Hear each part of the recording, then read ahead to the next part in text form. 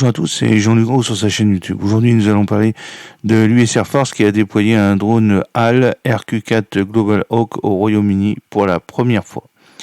La base de Sigonella en Sicile est relativement bien située pour permettre à l'US Air Force et à l'OTAN d'envoyer des drones HAL, haute altitude longue endurance, RQ-4 Global Hawk, pour surveiller la région de la mer Noire. En revanche, cela se complique un peu dès qu'il s'agit de mener des opérations ISR, renseignement, surveillance, reconnaissance, dans le nord de l'Europe, et les RQ-4 Global Hawk devant alors traverser une dizaine de pays tout en tenant compte des contraintes liées à la circulation aérienne civile.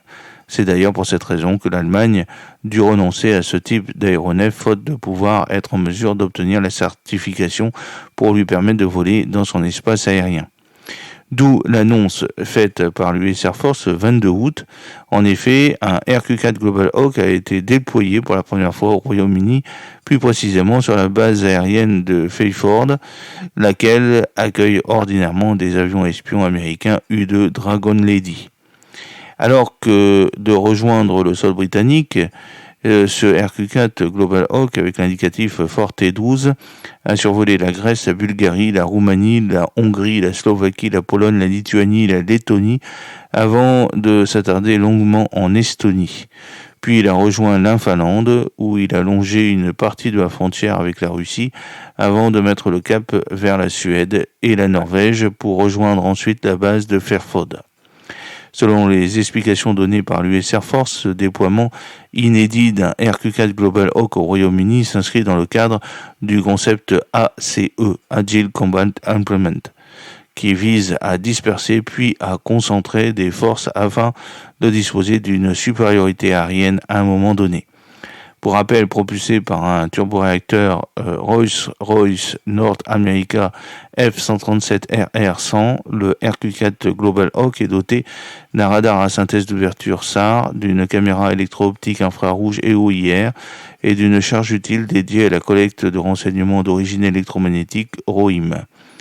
Affichant une endurance de 35 heures environ pour un rayon d'action de 22 000 km, il peut voler à 18 000 mètres, c'est-à-dire 18 km d'altitude, à une vitesse de croisière de 575 km/h.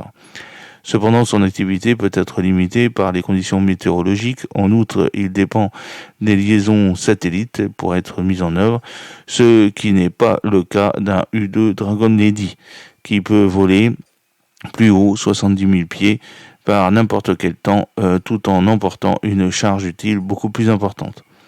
En attendant, ce RQ-4 Global Hawk a probablement effectué sa première mission le 25 août sous l'indicatif Forte 16.